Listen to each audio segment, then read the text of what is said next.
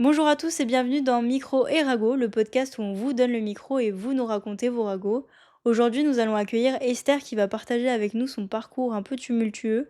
Nous allons aborder des sujets qui peuvent heurter la sensibilité de certaines personnes. Nous allons notamment aborder le sujet des troubles alimentaires ou de la dépression ou encore du harcèlement. Avant ça, j'aimerais faire un peu de prévention. Si vous aussi vous êtes victime de harcèlement, n'hésitez pas à en parler autour de vous. Il y a le numéro le 30 18 qui est là pour vous écouter, vous soutenir. Vous n'avez pas à traverser ça. C'est puni par la loi, que ce soit du cyberharcèlement, du harcèlement sexuel, moral ou physique. Vraiment, n'hésitez pas à en parler autour de vous. Également, il y a le numéro le 31 14 qui est là si vous avez des idées de vous donner la mort, par exemple. Vraiment, parlez-en, ne restez pas tout seul. Euh, voilà, je vais vous laisser maintenant avec le podcast. Très bon podcast à vous.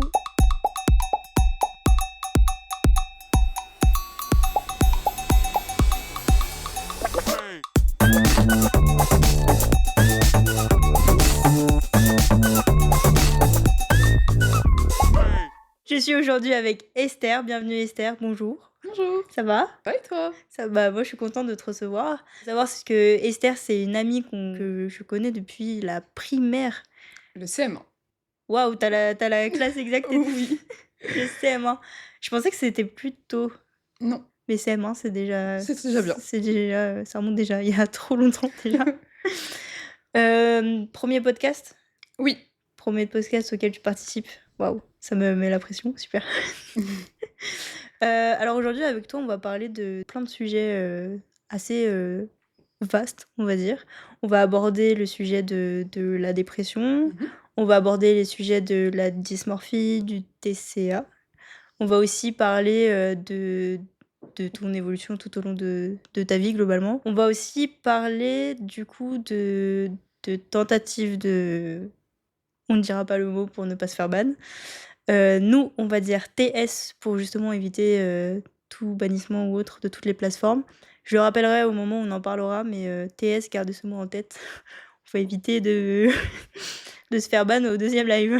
Quand même. On va commencer, toi tu es né dans le 91, tu as toujours presque en tout cas tu as fait ta plus grande partie de ta vie dans le 91. C'est ça. Ta mère, enfin te tu as grandi donc avec 4 sœurs, C'est si je dis pas de ça. bêtises, dont une avec qui tu es très proche et vous avez qu'1 an et demi d'écart. C'est bien ça. J'ai bien taffé. Oui.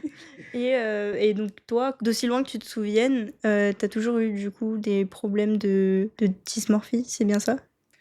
Effectivement, Alors déjà, est-ce que tu peux nous expliquer ce que c'est la dysmorphie? la dysmorphie, c'est le fait de ne pas se voir comme tout le monde se voit. C'est se regarder dans le miroir et dans mon cas, par exemple, je me suis toujours trouvée grosse, depuis que je suis toute petite, je dirais la maternelle et ça fait que, ça conduit à des comportements assez, problématiques et qui peuvent, nous mettre en danger. Voilà. Est-ce que pour toi, il y a une raison à ça? Enfin, je veux dire en maternelle, qu'est-ce qui te fait, te mettre, enfin c'est pas des idées, mais qu'est-ce qui te fait avoir ça en tête, dès que tu toute petite? Alors malheureusement, je ne sais pas du tout d'où ça vient. Je sais juste que j'ai des souvenirs de moi petite qui, bah, je dirais dès, la maternelle en fait, qui me prive de, je sais pas, de jus ou alors qui me met à courir sur tout le chemin pour rentrer de l'école ou pour aller, quelque part juste pour perdre du poids. Du coup, c'est quelque chose qui je ne connais pas le déclencheur, mais je sais que ça remonte, à très longtemps. Est-ce que ta famille est au courant de ça ou c'était juste, toi, toute seule, Non, dans au ta début, tête? c'était juste dans ma tête. Voilà. Il y a un moment où tu vas chez une tante et Mmh. avec justement une idée bien précise en tête, est-ce que tu veux nous en parler? Donc j'allais, chez une tante et ce qui se passait, c'est qu'on devait, faire le chemin. Je crois qu'on était partis au parc et du coup, on était sur le chemin pour, rentrer et je me suis dit, comme je l'ai expliqué tout à l'heure, que j'allais courir sur, tout le chemin pour du coup, perdre toutes les calories que j'avais, ingérées.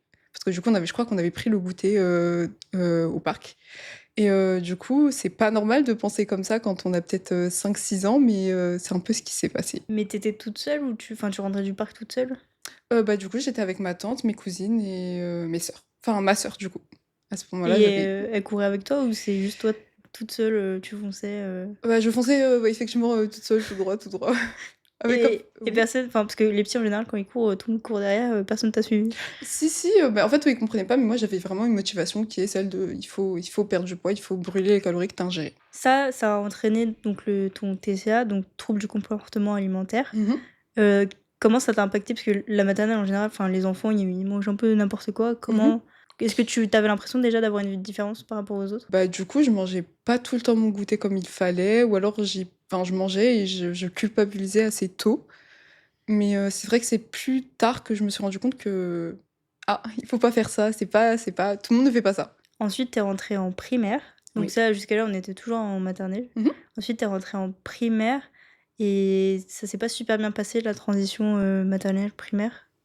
Tu as rencontré Mmh. peut-être, des groupes d'amis qui n'étaient pas forcément, les bonnes personnes, Alors effectivement, je suis, du coup du CP jusqu'au CE2, j'ai été dans un groupe de copines dont l'une était un petit peu, la leader et elle avait, effectivement des comportements de leader mais pas sympathiques, c'est-à-dire qu'elle avait souvent tendance, je dirais pas qu'elle me harcelait, même si on peut utiliser ce terme quand on y repense, mais elle avait tendance à prendre pour cible quelqu'un dans la journée et cette personne devenait du coup le martyr c'était et n'importe qui?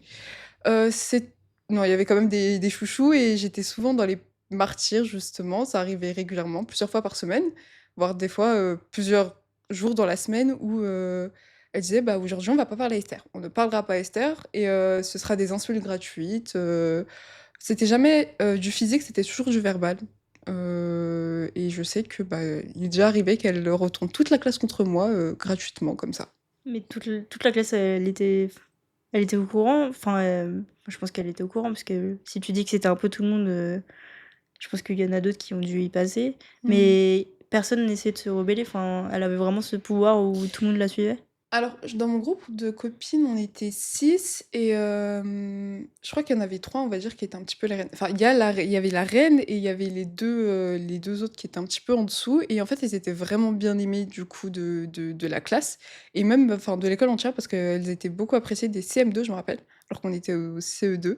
Donc elles avaient un peu ce pouvoir de si tu parles un peu trop, bah, tu te fais taper sur les doigts.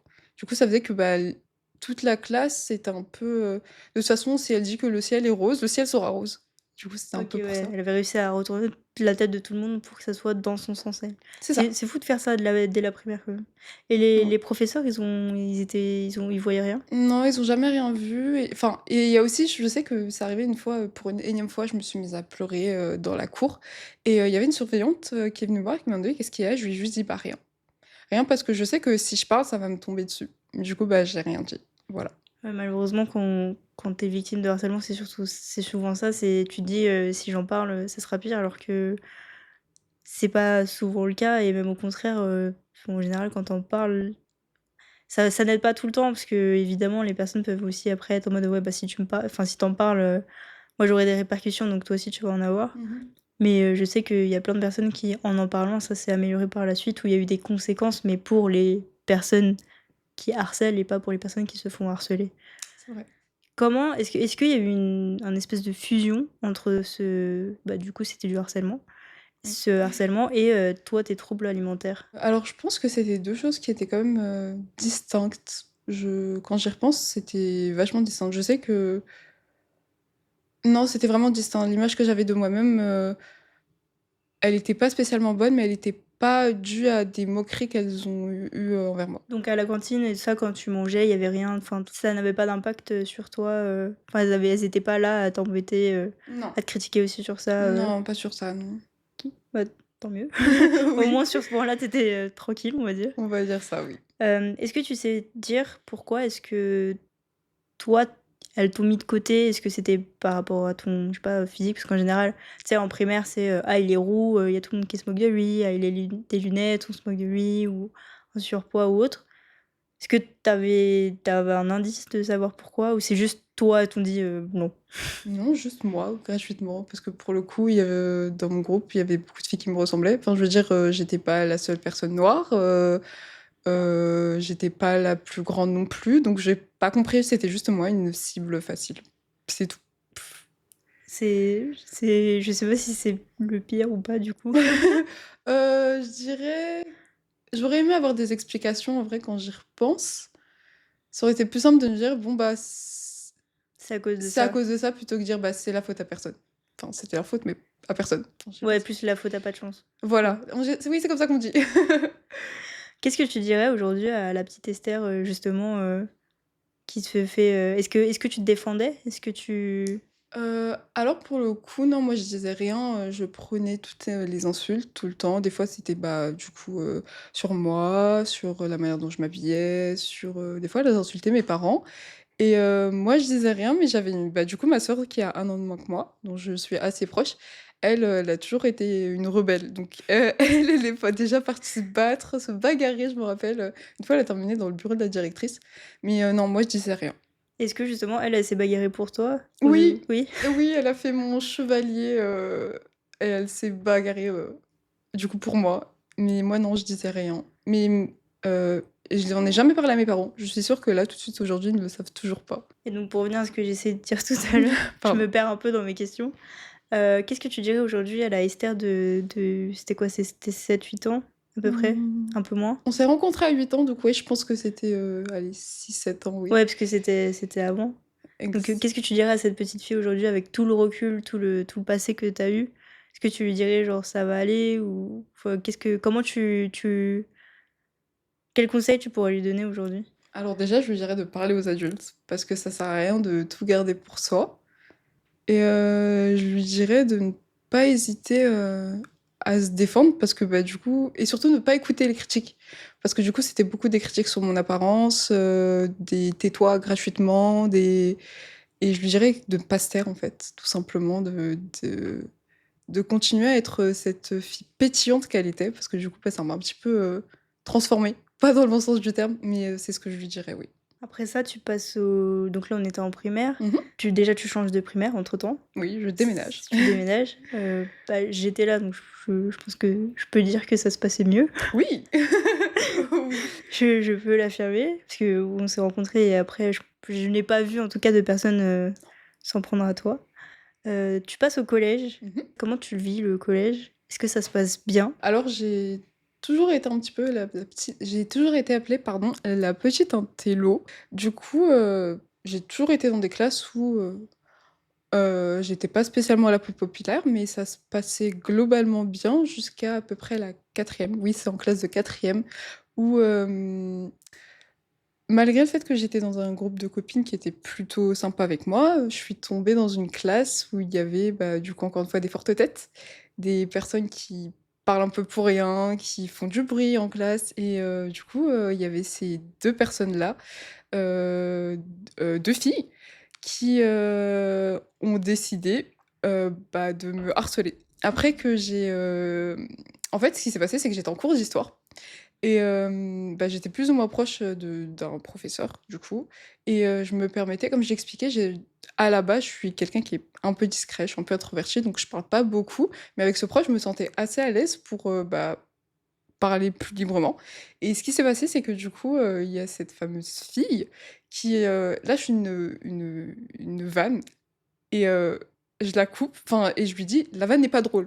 Parce que du coup, je me suis permise. La vanne était pour le coup vraiment pas drôle. Je ne sais plus du tout ce qu'elle a dit, mais Au la moins tu vanne été était honnête. oui, mais du coup, la vanne était pas drôle et elle l'a mal pris et du coup, elle s'en est prise à moi et elle a commencé à me harceler sur, à peu près 3 mois. C'est 3 mois, c'était court, mais je pense qu'elle a dû du coup se déchaîner pendant 3 mois.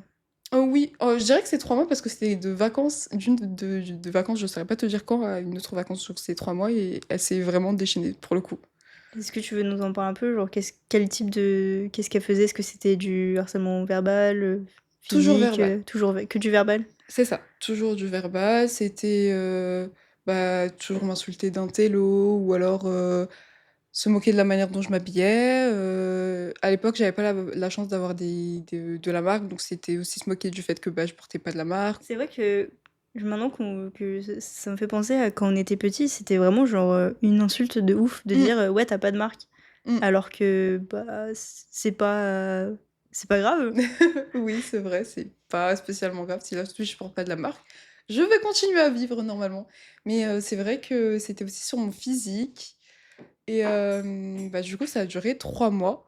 3 très, très longs mois où, bah, j'avais la boule au ventre quand je partais en cours, j'avais pas envie d'y aller et malheureusement, elle s'est retrouvée enfin l'une des filles s'est retrouvée, à côté de moi, en mathématiques et du coup, elle me forçait à soit faire des exercices à sa place, soit tricher sur elle. Enfin, tricher sur moi. Ça se dit? Ouais, Oui. du coup, c'est elle qui a regardé ta feuille? Oui, Ouais, a voilà, regardé c'est sur toi. ça et en tant que personne qui a très peur de l'autorité, faut savoir que j'ai jamais, ni séché de cours, ni, été collée. J'avais un peu peur que ça me retombe dessus, mais elle en avait absolument rien à faire et elle me forçait aussi à acheter genre, de la nourriture, genre des bonbons. Je sais qu'elle m'a déjà forcée à acheter des bonbons ou alors des fois j'avais de la nourriture et elle m'en volait et Pardon, des quand tu dis forcer, c'est comment elle faisait exercer cette force justement, sur toi? heu, bah, de par mon passé, j'ai toujours été, plutôt, je dirais fragile et c'était du passif-agressif, très agressif quand même, mais c'était toujours du verbal. C'était en mode, «Achète-moi des bonbons», mais tu sais, de manière très, très ferme, un peu comme un ordre et si tu le fais pas, bah, tu sais que tu vas te retrouver à passer une très, très, très mauvaise journée et qu'elle va t'insulter en permanence et c'était ça. OK, c'était un peu genre acheter, ton calme. C'est si tu lui Oui, c'est ça, donnais, tu du calme, quoi. c'est ça. OK et ça t'arrivait souvent de lui acheter de la nourriture? Un peu quand même, je sais que, bah, à l'époque, j'avais pas spécialement de sous, mais je sais que j'ai déjà acheté 50 € de bonbons. C'est quand même beaucoup. 50 €? 50 € de bonbons. Sur toute la durée de 3 mois, ça fait 50 € de Ah oui, bonbons. au total, je croyais que Oui, c'était genre oui. en mode, tu vas à la caisse et tu en as pour Non. 50 €. Le caissier, il a dû halluciner, c'est pas Halloween. Non, non, non. Est-ce que tu sais ce qu'elles sont devenues depuis entre-temps? Ou enfin, en tout cas, après, ces 3 mois, est-ce qu'elles t'ont lâché, Alors c'est très bizarre, mais du coup, c'était d'abord la première re qui me forçait à acheter de la nourriture et la seconde a suivi et la raison pour laquelle elles ont arrêté, c'est tout simplement parce que pour une énième la deuxième fille, j'ai fini par lui acheter des bonbons et comme la deuxième, elle avait plus de force enfin, plus de présence, je dirais, plus de charisme que la première, ça s'est arrêté d'un coup. C'était plus, j'étais leur sous-fifre, pardon, mais c'était plus du harcèlement, des insultes, tout le temps. OK, c'était, ouais, enfin, tu obtenu ton ticket de la liberté, en gros. Voilà, un peu ça et alors celle qui avait plus de charisme et qui a fini par me arrêter de me harceler, à la fin, je sais qu'elle a déménagé entre-temps et qu'elle est partie. Mais le bourreau principal, pour le coup, elle était dans mon lycée et je suis sûre qu'elle, bah, si je lui parle de la situation, elle s'en souviendra pas du tout et bah, du coup, je l'ai eue elle était pas dans ma classe, mais je sais que elle était dans le même lycée que moi et du coup, là, je pense qu'elle vit bien sa vie, je pense, je sais pas. Voilà. Ce qui est fou sur ce que tu dis, c'est que je il y a une partie de moi qui sait que ce que tu dis est vrai quand tu dis que si tu lui en parles aujourd'hui, elle aura pas la même, version que toi. Mmh. Dans le sens où je sais que moi, les personnes qui m'ont harcelée au collège, plus tard au lycée, on s'est retrouvés encore dans la même classe. On était forcément plus amis, Oui. mais la personne était en mode, «Si un jour, tu besoin de moi, je suis là», tu vois? Et moi, Oui. j'étais en mode, «Tu sûr?» On a vécu la même vie, Et on en a fait, non, la personne n'avait pas du tout conscience de ce qu'elle m'avait fait vivre mmh et c'était un peu en mode, «Oh, mais tu l'as mal pris, c'était pas ça comme ça que nous on l'avait vu». Oui. Alors que c'était comme toi, c'était en mode, des mots très fermes, en mode: «Si tu le fais pas, il y aura des conséquences» et des trucs comme ça. Mmh Mais la personne était vraiment en mode, «Tu l'as vraiment mal pris», c'est vraiment le truc de, c'est pas la même version et pourtant, on vit pas la même chose du coup, vu qu'on n'est pas dans le même côté, mais c'est fou de voir, je suis d'accord qu'à certains âges, on a une sensibilité qui est différente, Oui. mais du coup, c'est à se demander si enfin, ça tu deviens fou, tu te dis: «Mais est-ce que j'ai vraiment été harcelée au final?» Oui, je pense que déjà ça part de là, le fait que je décrédibilise un peu ma situation et d'ailleurs c'est très récemment, c'est peut-être il y a 1 ou 2 ans où quand j'en ai parlé comme ça, à ma sœur, elle m'a dit déjà de un, je ne savais pas que tu t'étais fait harceler et de 2, ce que tu as vécu c'était du harcèlement. Parce que moi quand j'en parlais, je disais: «Bah, j'avais juste des personnes qui étaient pas très sympas avec moi, en quatrième et du coup je viens de me souvenir que, des fois je la croisais dans les couloirs et elle me disait: «Ça va Esther?» Tout sympa, enfin tout gentil en mode, bah, rien ne s'est passé donc je pense qu'effectivement, elle n'a pas du tout conscience de ce qu'elle m'a fait vivre pendant 3 mois. Au lycée, ça se passe comment? Parce que donc au lycée, elle te voyait, enfin, Mmh donc tu avais vraiment changé de groupe d'amis. Oui. Comment ça se passait au lycée? Est-ce que ça se passait bien? Est-ce que tu avais décidé de mettre de côté justement tout ça? Par rapport à elle ou juste Juste mon toi? alors au lycée, ça se passe bien d'un point de vue scolaire, mais moi, ça se passe un peu moins bien parce que, alors déjà, je devais gérer le fait que, bah, mon père, il était parti de la maison. Du coup, je me retrouve à aider ma mère. Donc je suis un peu la grande sœur, donc c'était un peu moi qui aidais ma maman, quand elle était pas là. En plus, c'est à ce moment-là où, si je dis pas de bêtises, t'as eu deux sœurs en plus C'est ça. de toi et du coup celle qui a un an de moins que moi. De toi, pardon. Enfin, Oh. de nous, au final. Donc Exactement. ta mère s'est retrouvée avec 4 enfants et toi qui étais la plus grande. Donc t'as Du dû gérer ça en même temps. non, 5 du coup. 5 en plus, 4 en plus de toi. Oui, c'est ça. J'ai toujours eu du mal à vous compter, désolée. Il y a pas de souci. Comment tu l'as vécu? Du coup, ça a fait que j'ai toujours eu un sens en tant que grande sœur, un sens de la responsabilité très, très fort et je me suis toujours, dit que je devais être la grande sœur parfaite, l'élève parfaite. Ce qui faisait que, du coup, en plus d'aider ma mère, quand j'allais en cours, ça faisait que ça créait chez moi un gros stress parce que je devais être parfaite et à la maison et à l'école pour, être, bah, du coup, l'exemple parfait pour pas que ma mère ait des soucis et ça fait que du coup, bah, pour les cours, j'ai commencé à devenir très perfectionniste, extrêmement perfectionniste.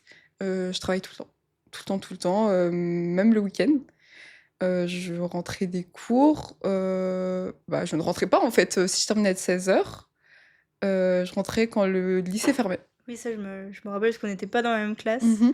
Et il y a des fois où moi, je sais pas pourquoi, il y avait, tu sais, je finissais à 18h ou 17h30, ou je sais plus c'était quoi les horaires. 18h, je crois qu'on Je avait crois des que cours c'était de 18h. 18h. Et à chaque fois, j'étais surprise parce que, bah, vu qu'on habitait à côté, on faisait le Mmh. chemin ensemble, mais je te voyais alors que je savais que toi, t'avais fini genre à 15h ou 16h. Mmh. Et ouais, tu restais jusqu'à tard, ça me surprenait toujours. Ouais. Et comment t'as réussi à tenir ce rythme? Parce que c'était vraiment horrible comme rythme. Surtout qu'en plus, c'était en seconde, première, tu l'avais, alors qu'en soi, il y avait pas vraiment d'examen finaux. Oui. Tu te mettais déjà cette pression. Comment tu arrivais à gérer ça? Et bah, je la gérais pas du coup parce que, malheureusement, ça a créé chez moi un trouble anxieux et ce qui faisait que je pensais tout le temps aux cours, tout le temps aux notes, quand j'étais en vacances. Je sais que, bah, par exemple, bah, on est en vacances le vendredi. J'allais me reposer, tout le week-end et lundi déjà je partais à la BU pas à la BU, on appelait pas ça une BU, à la bibliothèque pour aller travailler. Du coup ça a créé chez moi un trouble anxieux, je pensais tout le temps aux cours et mes notes elles ont commencé à chuter. Parce que, bah, en plus de la pression que je me mettais, bah, en plus de la pression que je me mettais en tant que grande sœur parfaite chez moi, j'ai commencé à me mettre, une pression, en cours. Ça fait que, bah, du coup, mes notes ont chuté. Du coup, je travaillais encore plus, j'en faisais des nuits blanches et je me rappelle, je crois que c'était en première, une de mes profs de français qui m'a dit: «Mais Esther, c'est pas normal que tu aies le rythme de quelqu'un qui est en université alors que tu es qu'en première». Et tes profs, justement, de cette chute, alors qu'ils voyaient très bien que tu travaillais, Mmh. est-ce qu'ils se sont mis en mode vigilance, est-ce qu'ils se sont mis à te surveiller ou autre? Alors, ils se sont mis à me surveiller, mais pour une autre raison. C'est que, bah, du coup, quand je suis arrivée en seconde, j'ai commencé à être très, très, stricte avec moi-même. Carrément, j'ai arrêté les séries, genre, pour te dire à quel point alors que je suis une grosse Ouais, tous sériephile. les divertissements, tu arrêté. Je me rappelle que Exactement. tu sortais pas aussi. Je sortais pas non plus et ça fait que, bah, du coup, comme j'expliquais, mes notes ont commencé à chuter et vu que j'accordais une grande importance aux notes, j'ai commencé à me dévaluer énormément Par rapport et à toi entier ou un truc spécial? moi entier, du coup, j'en ai fait une dépression. Au début, elle était souriante pendant un an, toute mon année de seconde, j'en ai fait une dépression souriante, c'est-à-dire que quand, je sortais de ma chambre, déjà pour ma famille, je devais être, happy, Ouais. forte et quand je sortais de chez moi, je devais être, cette élève parfaite. Mais ouais, ça a créé chez moi, du coup, oui, un trouble anxieux et en plus de ça, j'en ai fait une dépression et je me dévaluais tout le temps, tout le temps. C'était, des phrases qu'on ne devrait pas dire à soi-même. Déjà qu'on ne devrait pas dire aux gens, mais on ne devrait pas les dire à soi-même. C'était des: «Tu mérites de mourir». Tu te disais ça, genre le matin tu vas à l'école, tu te dis ça? Mais en fait, c'était constamment, j'ouvre les yeux, j'ai déjà des, hem, je me disais déjà des phrases horribles, mais tout le temps, tout le temps, tout le temps. La petite voix dans ma tête ne s'arrêtait pas. C'était devenu un automatisme ou il y a des moments où tu avais genre des pulsions? Déjà la voix, elle était tout le temps présente, donc c'était un automatisme. C'est vrai que s'il y avait un truc en particulier, là, ça devenait des pulsions. Là, je devais me descendre. Là, je devais, me rappeler à quel point j'étais, un gâchis d'oxygène, que j'étais une mauvaise personne, que les personnes m'aimaient pas, que mes amis, faisaient semblant de m'apprécier. C'était des phrases, vraiment horribles, mais tout le temps, tout le temps. Ça va t'emmener vraiment à bout Mmh. et ça va te pousser à faire ta première re TS. Donc je le rappelle du coup, TS c'est tentative de on ne dira pas la suite.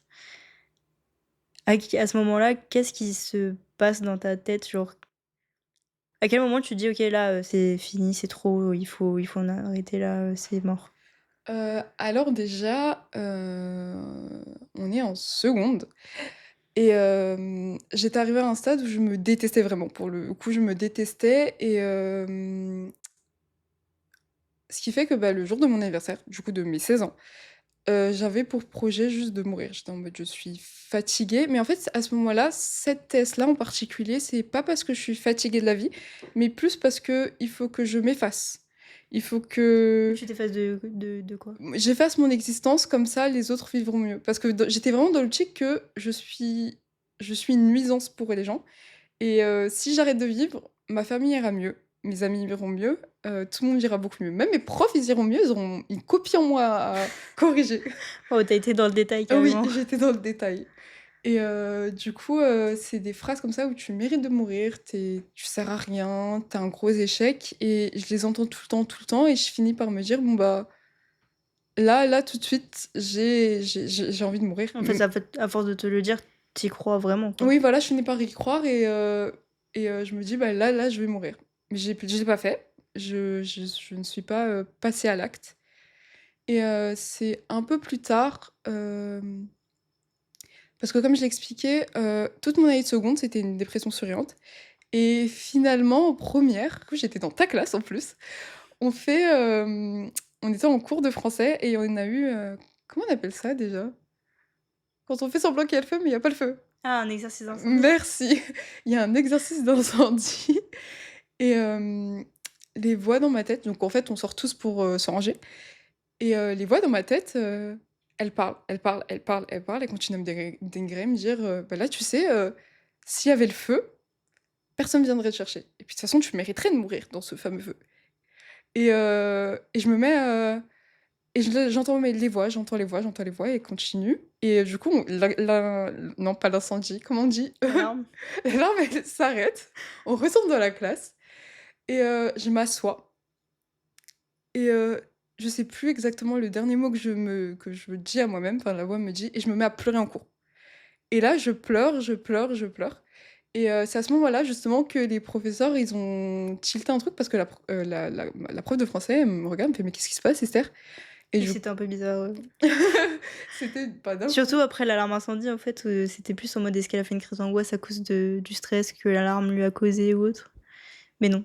Non du tout, c'était, juste moi et du coup, j'ai fini par sortir, j'ai fini par expliquer à la prof que, bah, j'allais pas très bien et à partir de ce moment-là, quand, ma dépression, elle a changé. Comme j'ai expliqué avant, je souffrais en silence et à partir de ce moment-là, comme je le dis, j'ai ouvert des vannes que j'ai été incapable de refermer et du coup, ça faisait qu'à partir de ce moment-là, j'étais tout le temps triste, je pleurais régulièrement, j'étais obligée de sortir de cours. Oui, ça a été Heu, ton déclic, en fait. ouais, c'est ça et j'ai oublié la question de base. Pardon. Moi aussi. Mince, Non, la question c'était juste, comment tu en es arrivée à ta première re TS du coup? mmh mh. Mais avec tout ça, est-ce que je me rappelle à un moment tu avais eu un autre déclic, Mmh. c'était d'aller voir une psychologue?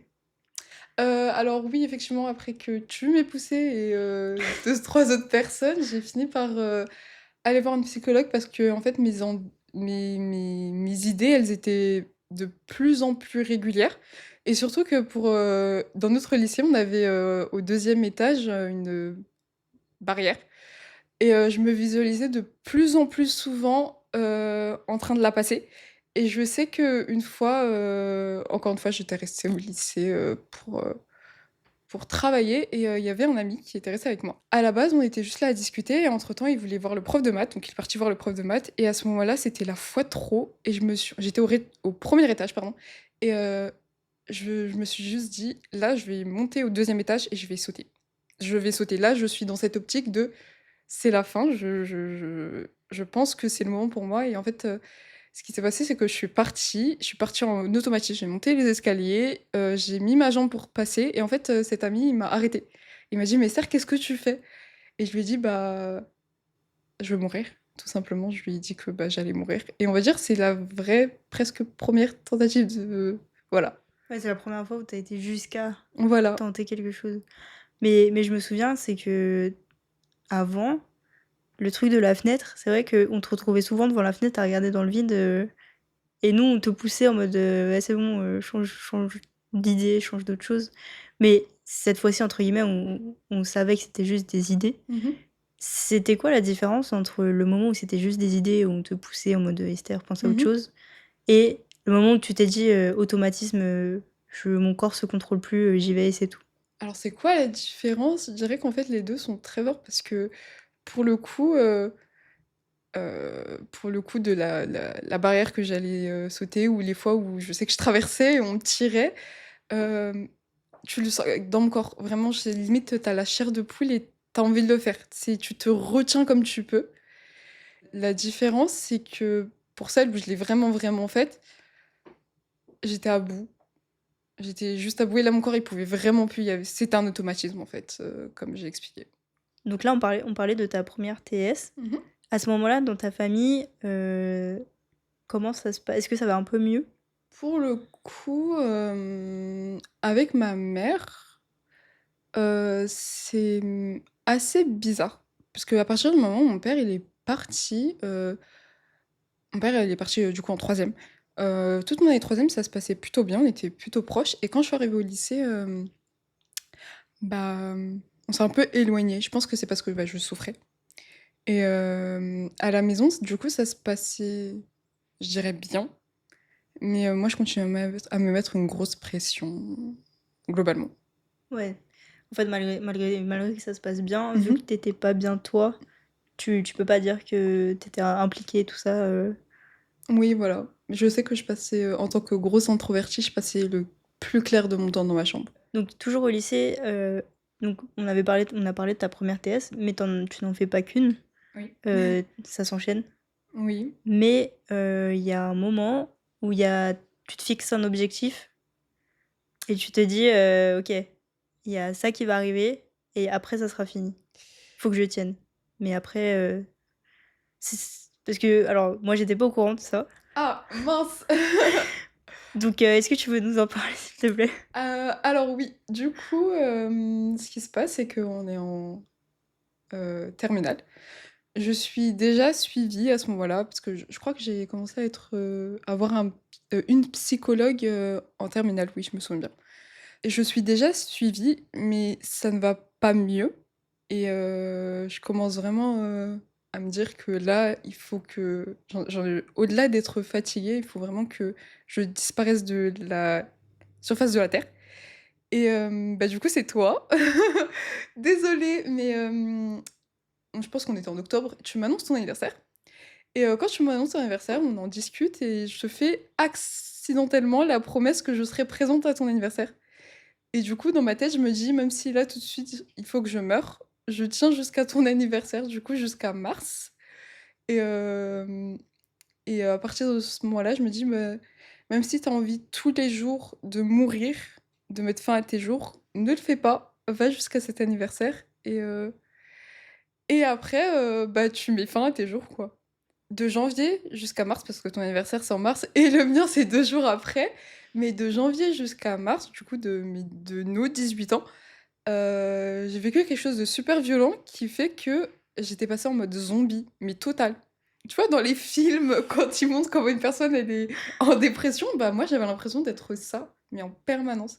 C'est-à-dire que mes crises d'angoisse, elles étaient beaucoup plus régulières. Je sais que je sortais de plus en plus, Oui, ça, ouais, tu sortais de plus en plus des cours, tu tout le faisais temps, en souvent des crises fait. d'angoisse. Mais après quand tu étais avec nous, tu nous rassurais beaucoup trop, en fait. Ah oui? Tu nous disais beaucoup trop en mode, «Mais ça va, vous inquiétez pas et tout», Je pense qu'aussi c'est un déni de notre part, peut-être, de pas Peut-être, vouloir, voir, la réalité. je pense. Mais je suis surprise de savoir que vous étiez surpris parce que pour le coup, je pensais que tout le monde le saurait, quoi. Bah ouais.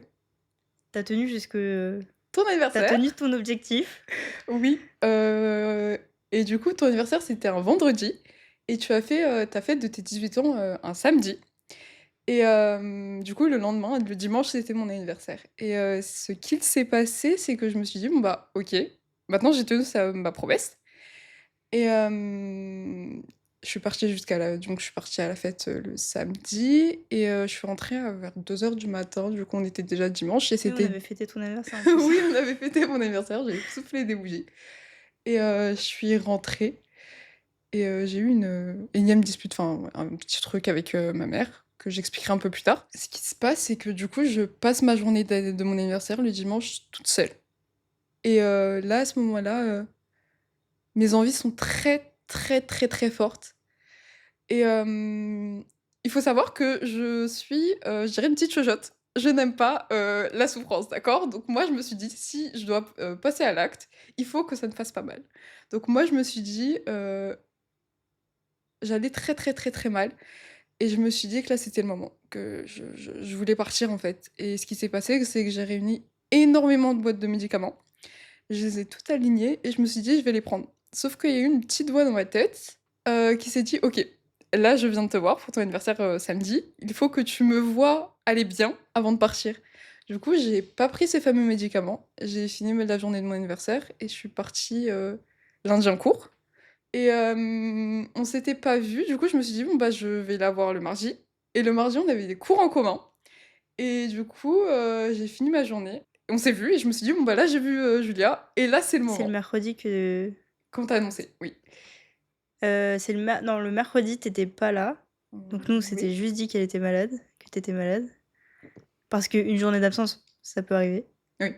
Et c'est le jeudi où on était tous en mode, full panique parce que tu répondais pas aux messages et tout. Et moi, j'ai contacté ta sœur qui m'a annoncé, voilà, ce qui s'est passé. Oui, alors du coup, je voudrais juste, parce que peut-être que je vais le découvrir, je sais pas. Je sais pas si je pourrais dire que c'est drôle, mais quand j'y repense, je pense pas en fait, la raison pour laquelle il n'est pas possible que tu aies décelé cette envie chez moi, c'est que je sais qu'on a terminé les cours.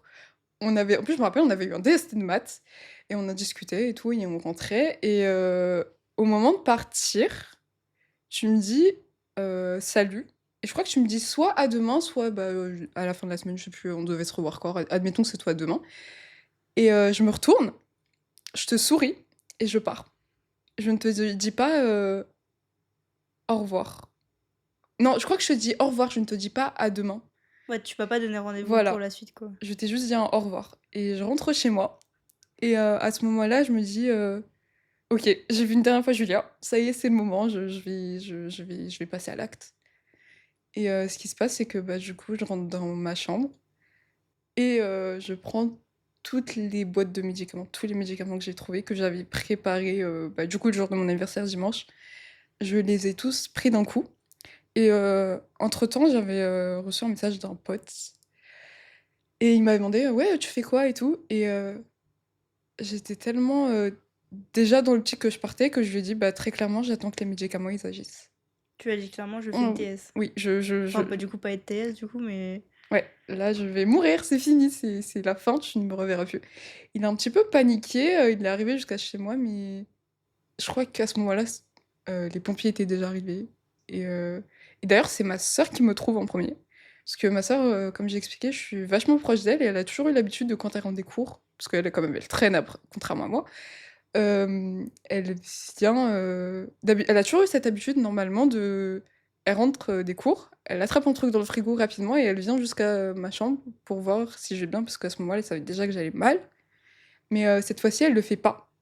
Elle, elle reste dans la cuisine un bon moment et moi, j'ai déjà le temps de prendre mes médicaments, enfin tous les médicaments que j'ai trouvés et donc après avoir duré un long moment, elle vient me voir et en fait, elle me trouve et j'ai appris plus tard que, en fait, la raison pour laquelle, en fait, elle avait mis beaucoup de temps et il y a un truc chez elle, comme elle l'avait pressenti qu'il y avait quelque chose qui allait pas et elle a juste foncé dans ma chambre et elle m'a trouvée. peut-être, ouais, la connexion que vous avez, qui lui a fait pressentir un truc. On ne sait pas. Peut-être. On sait pas, peut-être, oui. Donc elle te trouve, est-ce que toi tu es consciente à ce moment-là?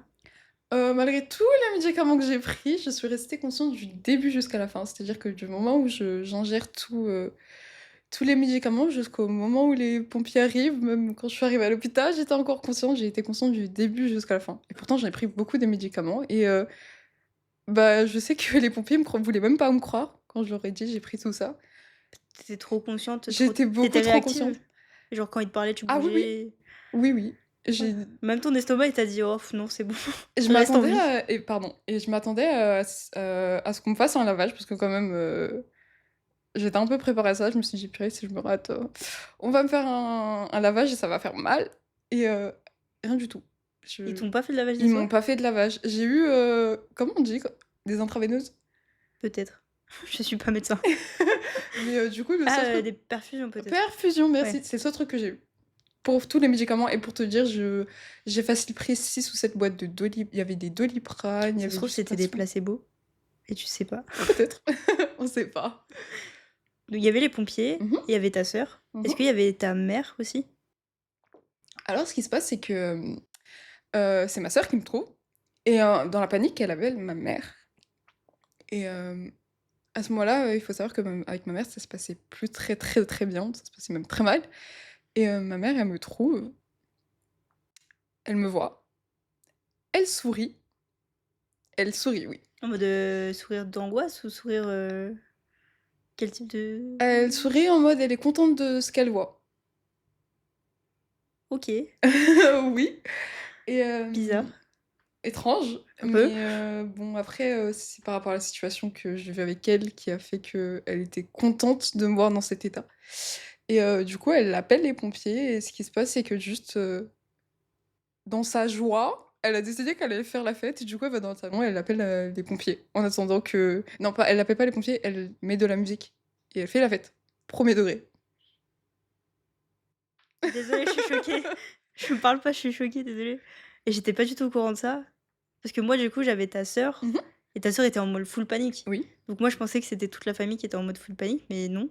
Non, Waouh. du coup, ma sœur qui a 4 ans de moins que moi et elles se sont mises en mode c'est la fête. C'est Ah OK, donc c'était tu vraiment genre une sœur qui paniquait et tout le monde, tout le reste, en mode, oh oui, c'est ça. Alors que, et bah, toi, tu étais consciente donc tu voyais ça. c'était encore pire, ouais. Parce que je me suis dit: «Bah, moi je veux partir, Ça je» t'a donné des raisons, en fait, de croire que tu devais le faire, en fait. encore plus, ouais, malheureusement. Une fois à l'hôpital, est-ce que tu as été prise en charge psychologiquement? Alors, oui, du coup, parce que, je mon comportement ne disait clairement pas que j'avais envie d'aller mieux parce que, bah, une fois ma TS faite, je vois un psychiatre qui me dit: «Madame, on va vous aider». Je leur dis: «Ah non, non, moi je veux pas être aidée. Moi je veux en finir». Ils me disent: «Ah si, si» et du coup j'ai été placée, en psychiatrie. Alors du coup, quand on fait une TS, il y a 2 levels, je crois. Enfin après il y en a plusieurs mais De niveau, pour ceux qui ne connaissent pas les mots en anglais. pardon, désolée. Il y a le premier où tu es en transition pendant une semaine et le deuxième où là, tu es vraiment en clinique et c'est full, bah, clinique et du coup, il faut savoir que j'ai fait ma TS une semaine avant le confinement. Du coup, ce qui s'est passé, c'est que, donc je fais ma TS, je suis prise en charge, je vais dans du coup, la clinique gérée de passage et à ce moment-là, je vois beaucoup de psychiatres, beaucoup de personnel soignant et tout. Moi, je fais semblant d'aller bien devant eux parce que je veux partir, mais Tu as bah, l'habitude en plus de le faire. oui, en Donc plus, j'ai c c'est peut-être plus compliqué de le faire face à des médecins qui ont l'habitude, non? pour le coup, oui, effectivement, où les premiers jours bah, déjà, les premiers jours, j'avais un peu du mal parce que, bah, du coup, j'étais sous calmant très, très, très fort et je me souviens pas de grand-chose. J'ai des bribes et les seules bribes que j'ai, c'est je sais pas si je peux en parler maintenant, mais du coup, c'est, ma mère qui vient et qui me dit que c'est de ma faute. C'est de ma faute que je me suis mis dans cette situation toute seule. Que c'est limite bien fait pour moi, je sais qu'elle me l'a dit et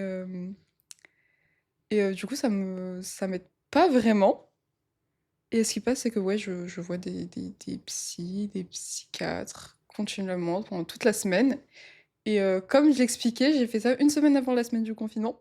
À la télé, ils nous disent: «On n'a pas de lit d'hôpitaux, on n'a pas assez de lits d'hôpitaux» et en gros, ce qui s'est passé, c'est qu'ils se sont dit qu'ils allaient libérer les personnes qui étaient plus à même d'être, capables de sortir à l'extérieur. Ouais, ou c'était pas un danger de les laisser sortir, Voilà.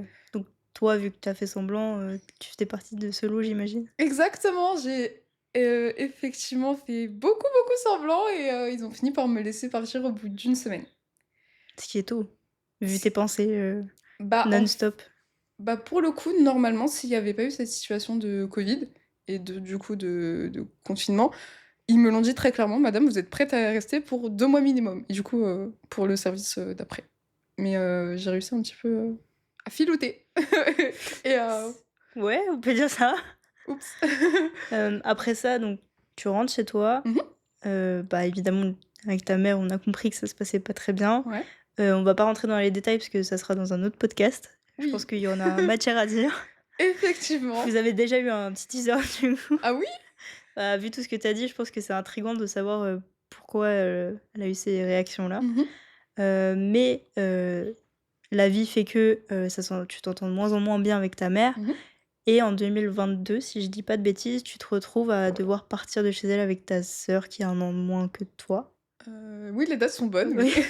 Oui, oui, les dates sont Heu, bonnes. vous allez où après? Enfin, comment vous arrivez à parce que tu as déjà 18 ans, mais tu as 20 ans même. Oui. Comment ça se passe, la transition, chez une famille un peu chaotique du coup et livrée seule à vous-même après?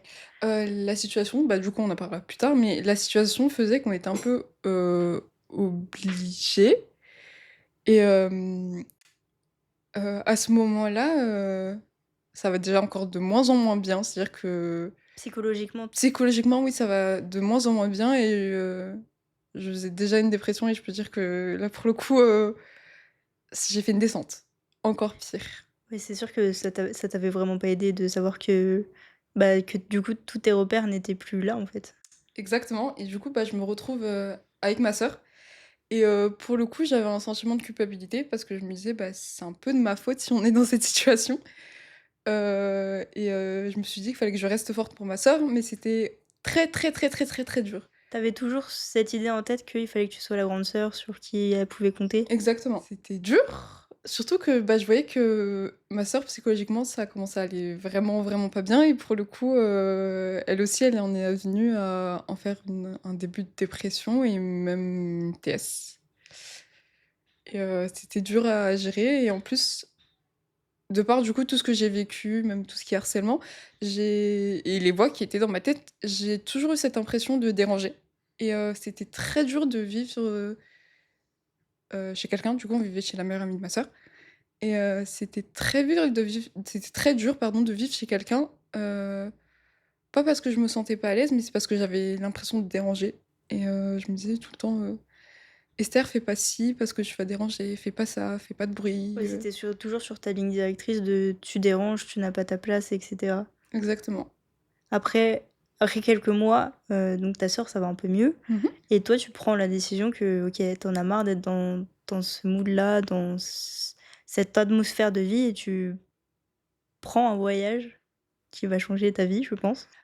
Alors entre-temps, du coup, on a emménagé avec ma sœur dans mon Ah appartement. oui, c'est vrai. Vas-y, Voilà. vas-y. Du coup, entre-temps, on a trouvé un appart dans le 19e et après je me dis: «Bah, on en parlait déjà depuis un moment et avec, bah, ma meilleure amie et on s'est dit, «On va partir en Corée du Sud». Parce que, bah, du coup, depuis 2019, à la base, ça a commencé par j'avais une amie qui, à la base, au collège, me parlait de la Corée, des dramas et tout et je l'écoutais, toujours parce que, bah, je suis de nature curieuse et que j'écoute et j'ai fini, du coup, en 2019 par regarder, mon premier drama et je suis tombée amoureuse, non pas enfin, déjà des dramas, mais au-delà de ça, de la culture et Culture coréenne. oui, la culture, du coup, coréenne et c'était au-delà de juste la K-pop et tout, c'est vraiment c'est même l'histoire et j'ai commencé à m'intéresser et du coup, en 2023, j'ai décidé de prendre mes billets d'avion et de partir en Corée et je suis partie un mois, en Corée du Sud, voilà. Un mois qui t'a fait, te transformer. Exactement, parce que du coup, comme, je l'expliquais, je suis une personne qui est vachement introvertie, qui, de par mes troubles du comportement alimentaire, de ma dysmorphie, j'ai une très mauvaise image de moi. Je suis quelqu'un de très discret, de j'avais pas la joie de vivre à ce moment-là et quand je suis partie en Corée, j'ai été transformée, mais vraiment du tout au tout. Quand on dit, voyager, vous allez vous trouver et bah, pour le coup, je me suis trouvée. Je C'est comme si, toutes ces années du coup de mes années de lycée jusqu'à, bah, du coup 2023, je sais pas, j'avais quel âge? On a quel âge en 2023? J'avais 21 ans! On avait 21 ans. Du coup, c'est comme si de mes années de lycée jusqu'à mes 21 ans, on avait éteint la lumière chez moi. On l'avait éteinte, on avait voilà, mis le petit bouton et quand je suis arrivée là-bas, on avait rallumé la lumière. Je Pour le coup, en tant que personne, comme j'ai expliqué, super introvertie, bah, j'étais super sociable, je suis de nature à rester chez moi, je suis casanière, bah, je suis partie en boîte, plein de fois d'ailleurs, j'ai fait plein de bêtises, j'ai beaucoup bu d'alcool. L'alcool est à consommer Avec avec modération, modération s'il vous plaît, et pas avant 18 ans. et pas avant 18 ans. J'ai vécu la vie que j'aurais dû vivre, en fait. C'est comme si, j'avais rattrapé en un mois tout ce que j'aurais dû vivre, pendant mes années de lycée. Ça t'a fait du bien en plus. Ça m'a fait Parce que énormément tu de étais bien. revenue super bien. Oui et du coup, bah, pour, dire à quel point ça m'a fait du bien, il faut savoir que, bah, comme j'ai expliqué, avant ce voyage, j'allais pas très bien et je sais que j'avais envoyé un message à ma meilleure amie. Non, on était en appel et je lui ai dit: «Bah, écoute, je vais mal, j'ai pas envie de faire ce voyage. Je vois pas pourquoi là, je suis, fatiguée de la vie, je suis» parce qu'entre temps, j'avais quand même fait d'autres TS, j'allais pas très bien pour, d'autres raisons, mais Hem, j'étais dans l'optique que je suis fatiguée de la vie, là, j'en ai marre et elle m'a dit: «Mais non, fais ce voyage» et en fait, dans ma tête, je me suis dit: «J'ai encore posé une date, désolée». C'est un C'était un peu nouvel objectif avant ta prochaine TS du coup. voilà, c'était: «Je fais ce voyage, je laisse une chance à la vie et si la vie, ne vaut toujours pas le coup d'être vécue, je rentre» et le 16 septembre, je me rappelle, 16 septembre 2023 et bah, vous me voyez plus. C'est fini, je mets fin à mes jours. Ah ouais, tu vraiment le jour. Oui, j'avais le jour précis, oui, oui, tout comme, bah, du coup Ouais, pour, pour la l'autre. première, enfin C la premier objectif. Voilà, c'est ça. Donc restons sur le positif de ton voyage en Corée. Oui! Quel a été ton premier contact avec, la population, locale? Alors, il m'est arrivé une petite histoire. Le premier j'ai vrai contact parce qu'en vrai, c'était des petites, papilles, des même j'allais dire le mot en coréen, mais on va essayer de rester full français pour que les gens, ils comprennent. Full, c'est pas un mot français, hein. Oups! Comment on dit, du coup? Totalement? Totalement, Je voilà, crois. c'est ça. Mais du coup, il est arrivé une fois très drôle, ne faites pas ça quand, vous êtes en voyage, surtout tout seul, parce que pour le coup, je passais une journée, comme j'ai expliqué, je suis partie avec ma meilleure amie, mais cette fois-ci, c'était une journée où je l'avais passée toute seule parce que, bah, du coup, ma meilleure amie était partie en cours de danse, parce que c'est une danseuse, bref. Hem et ce qui s'est passé, c'est que, du coup, je visite la Namsan Tower. C'est un peu l'équivalent de la Tour Eiffel et du coup, j'y vais toute seule et je prends mes photos et tout et je suis entourée du coup de Coréens et tout et à un moment, il y a 2 Coréennes qui osent pas m'approcher, mais tu sais, je vois qu'elles sont un peu, Elles ont envie de venir vers elles ont toi. envie de venir vers moi et on rappelle que du coup, je suis en mode: «Je suis en Corée du Sud, je suis super extravertie, ça ne me dérange pas» parce qu'à la base, il faut savoir que je suis très aigrie, mais vraiment, l'aigrie parisienne, du coup, là, je me suis dit: «On va rester positive et tout» et elle me tapote l'épaule et elle me demande de prendre une photo et je prends une photo et tout, je prends plusieurs photos pour elle et après elles prennent des photos pour moi, très gentil et on discute et Vous discutez en quelle langue? en anglais, du coup. À ce moment-là, j'avais pas encore pris mes cours de coréen mais du coup, on discute et le courant, il passe très bien et elle me propose d'aller prendre un café avec elle. Du coup, bah, je pars, un café et tout et on discute de plein de choses, des raisons pour lesquelles je suis en Corée, de qu'est-ce qui m'a poussée à venir ici. J'ai expliqué, un peu tout, j'ai étalé mes connaissances. J'ai vraiment là, j'ai parlé des K-dramas, j'ai parlé à ce moment-là, j'écoutais encore de la K-pop, donc j'ai même parlé de la K-pop, je me souviens. Du coup, il faut expli comme je l'ai dit, je suis tombée amoureuse de cette culture, mais pas seulement au travers des K-dramas et de la K-pop, mais aussi du coup de l'histoire et je parlais de faits sociétaux et elles m'ont dit: «Mais purée, tu connais des choses» et j'ai abordé, le sujet, du coup des des, cérémonies funéraires et C'est original. oui, du coup, j'ai vraiment quand je vous dis: «J'ai étalé ma science», mais j'ai étalé ma science. Et à ce moment-là, elles m'ont dit: «Oh mais tiens, il faut savoir qu'aujourd'hui, du coup, c'est, l'une des 2 coréennes, elle dit: «Bah, c'est, la fête d'anniversaire de la mort de ma sœur». Je sais pas si ça se dit comme ça, mais bon. Oui. Et du coup, on est censé faire, du coup, cette fameuse, cérémonie funéraire et elles m'ont dit: «Est-ce que tu veux venir?» Et moi, je leur dis: «Bah, écoutez, pourquoi pas?»